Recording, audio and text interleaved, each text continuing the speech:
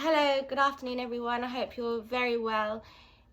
This is season 3, episode 11 of the I Can Relate podcast, and I've decided to do this topic about mental health and rehab, my experience in rehab. Before I begin, I just wanted to put it out there and just to let anyone know that if you are not feeling 100% in your mental capacity, if you are psychotic, anxious, depressed, paranoid, and the list can unfortunately go on.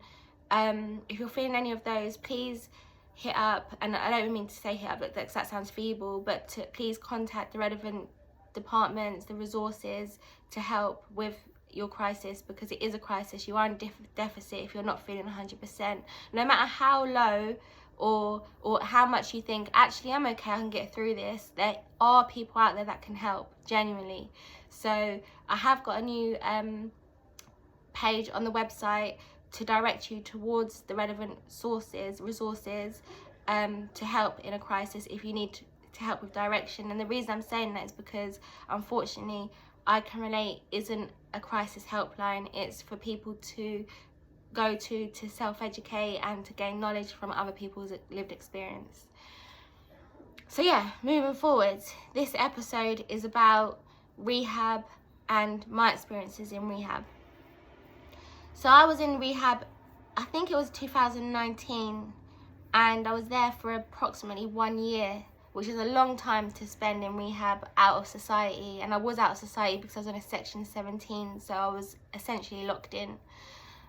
Fortunately, it was a very nice rehab unit. The staff were friendly, the aesthetics were nice. I had my own bedroom. The only downfall I would say is that it was a mixed ward with male and females, which now isn't so common in society. So that's the only downfall I would say, but I did get on okay. So I'm not going to say there was any problems when there was no problems with that. But I just feel like, if anything, it'd be best to have separate male and females. Rehab helped me so much.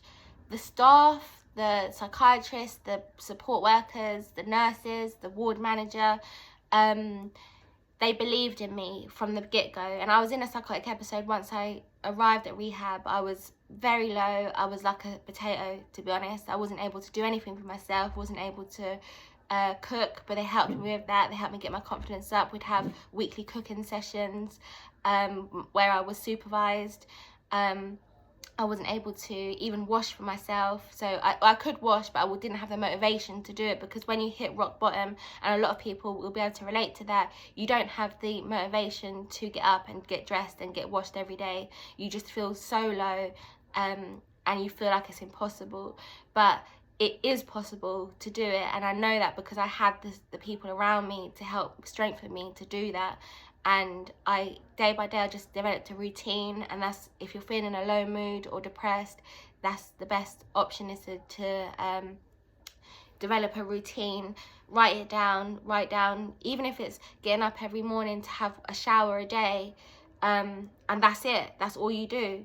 That's still an achievement, and you should be proud of yourself for doing that, because I know how hard it can be. So yeah, so they helped me with that. With developing a routine. I did have dreadlocks when I went in, because I was homeless before I went in, and they helped me to comb out my dreads.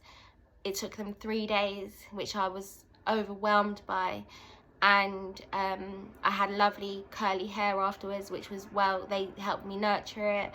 They were very considerate, very caring, and I really appreciated it. And again, self-care is how you bring your power back. And I felt like I was on top of the moon once I had my hair back, and was washing every day and started cooking. And yeah, I just felt like, yeah, I can do this. I can actually attack the world. Not attack the world, but attack my day. But there were some downfalls. The diet, for example, I did put on a lot of weight because of the diet. A lot of stodgy food, And that's no secret. A lot of people can relate to that when they're in hospitals.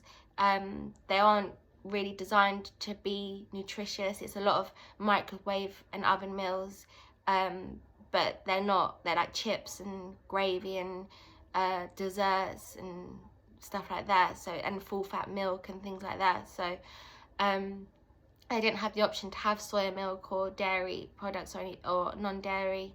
I think you were able to bring it in if you wanted to, but I wasn't in the right state of mind at the time to make a conscious decision of doing that.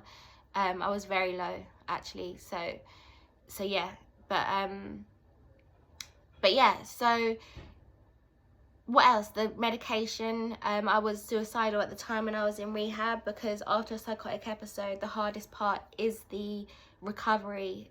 You go through lows, extreme lows, and I was suicidal, and I told them, I was very open about it and said, yeah, I'm feeling suicidal, and explained to them exactly what was going through my head, and they helped me with that. They did put me on antidepressants.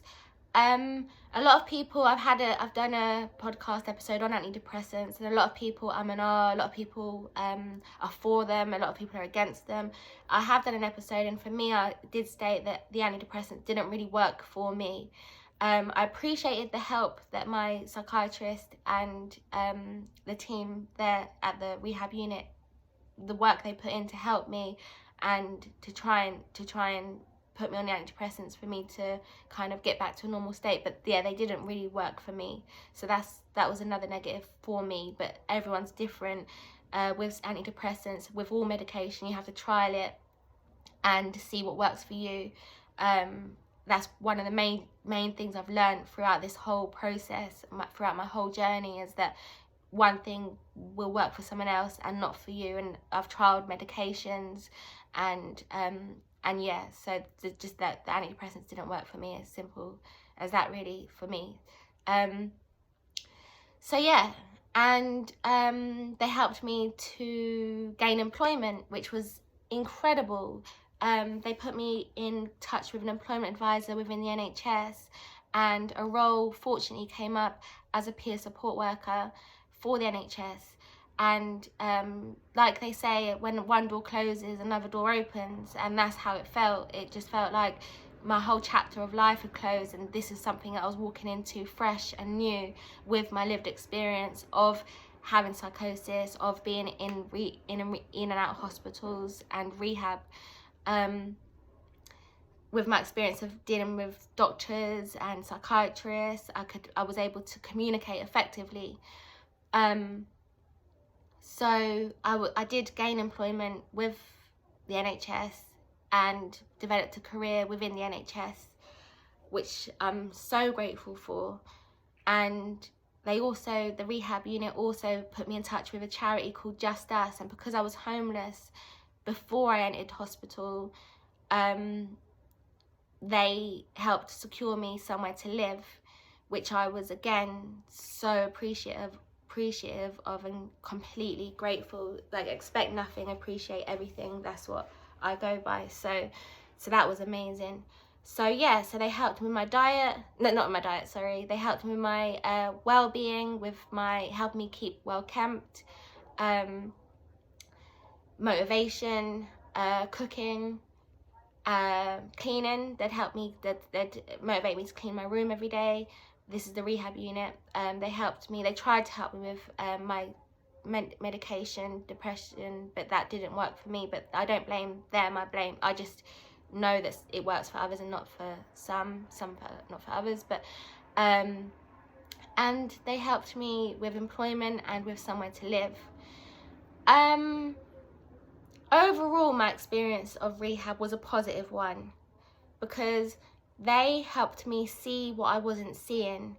And because I was in psychosis, I wasn't myself. I wasn't able to communicate effectively. I felt like I was in a movie, if I'm totally honest. And but they fully were flexible around that. They supported me through that. They didn't judge me. It didn't feel like I was being judged. It felt like they were professionals, and they were aware of what I was going through, and they were empathetic. And that's the main thing with when you're dealing with mental health, is the empathy. And I remember recently in the episode before last with Esma, and Nazim also mentioned it, that when you go through psychosis or you go through a depressive or challenging state, you lose your ego, it kills your ego. And I didn't really understand it until recently, and then I've realised actually it does kill your ego, because you go through something so severe that, and I hopefully I've got this right with the way that I've interpreted what killing your ego means, but I feel like I've become so much more of an empathetic person because my ego got squashed, because everything I went through battered my ego. And now when I see people who are dealing with mental health and going through challenging situations, I'm deeply empathetic, because it's like I can feel what you're going through because of what I've been through, so I can relate to it. And I didn't even mean to say that to follow I can relate, but it's true, I can relate to it, and I can empathize with it, with their situation, and hopefully can advise accordingly, but again, not from a professional perspective, because I'm not a professional in terms of I work for the NHS, yes, I've had training, yes, but I'm not a psychiatrist or a doctor or a nurse or anything like that, so any integral roles like that. So yeah, rehab, it was a great experience. I made a lot of friends from there. I can relate, grew from rehab and psychiatric units, because I met so many people from different walks of life, but yet everyone could relate to something. And I realised that everyone was taking medication, everyone was going through their own battles, and yeah, that's when I Can Relate grew, and not grew, but the idea came, because it was like, hang on a minute, I can relate to that, and that's why I Can Relate grew and came about. So that's, rehab did that, it helped me with that platform. So that experience, the whole experience of rehab, was pretty interesting, eye-opening, and I wouldn't say to anyone from my experience, my own personal experience, everyone's experience is different, the same as medication works for different people. Everyone's experience of mental hospitals and psychiatric units and rehab units are all different. My experience of psychiatric units were a lot different than the rehab unit, but I'll discuss that in another podcast episode, because I have to go into detail about that and in depth about that.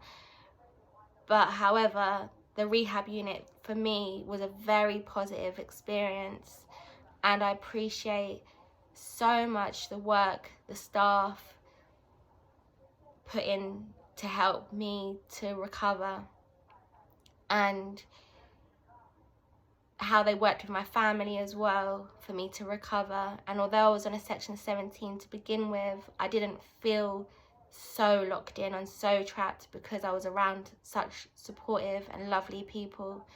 And that's the main thing with nurses, with doctors. When you're doing a profession, is to show that you're doing it for a reason, that you genuinely care. And I felt that care, and I felt that concern from the doctors and from the professionals. So yeah, I just had a great experience, and not a great experience, a positive experience. It helped me to get to where I am today. It was an amazing stepping stone, and I wouldn't be the person that I am now if I hadn't have gone to rehab.